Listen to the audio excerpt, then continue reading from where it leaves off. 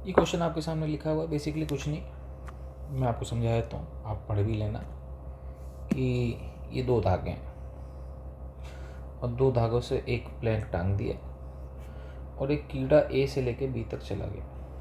ठीक है, अब कीड़ा ए से लेके बी तक गया तो ये प्लैंक हिले ना, तो कीड़े को ए से बी तक कितना टाइम लगेगा, और ये जो हाइट है ये 10 सेंटीमीटर दे रखी है।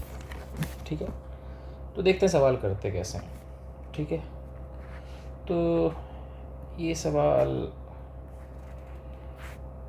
कोई नया नहीं है, आपने शायद कहीं देखा हो, खैर देखा होता तो आपसे हो ही जाता, लेकिन ठीक है, इट्स अ कॉमन क्वेश्चन। मान लो किसी टाइम पे, पर्टिकुलर टाइम पे आप ये मान लो कि ये जो कीड़ा है वो कुछ यहाँ से x डिस्टेंस पर, ठीक है, तो ये कीड़ा इस प्लैंक पे नॉर्मल लगा रहा है, नेचुरली mg होगा क्योंकि ये प्लैंक भी इस पे ऊपर नॉर्मल लगाएगा जो इसके वेट को बैलेंस करेगा। तो ये प्लैंक, ये कीड़ा सीधे चलेगा तो इसका y में तो फोर्स 0 ही होना है, तो नॉर्मल mg हो जाएगा। और दूसरी बात क्या है कि अब ये इस पॉइंट के अबाउट, इस पॉइंट को बोल देते हैं, ये जो mg है इसका टॉर्क एंटी क्लॉकवाइज होगा, तो इस प्लैंक को एक क्लॉकवाइज टॉर्क चाहिए। तो उसका एक ही तरीका है कि ये कीड़ा प्लैंक पे पीछे फोर्स लगाएगा, जो फ्रिक्शन होगा, तो ये फ्रिक्शन का टॉर्क क्लॉकवाइज हो जाएगा। ये तो इस पे हो गया, और ये मान लो हाइट h है जो 10 सेंटीमीटर है, तो टॉर्क इक्वेट तभी हो सकते हैं जो friction into H mg into x के बराबर हो जाए। तो फ्रिक्शन जो है वो mg x/h हो जाएगा। ठीक है, अब यही फ्रिक्शनल फोर्स इस कीड़े पर आगे की तरफ लग जाता है और ये इस कीड़े पर नेट फोर्स है।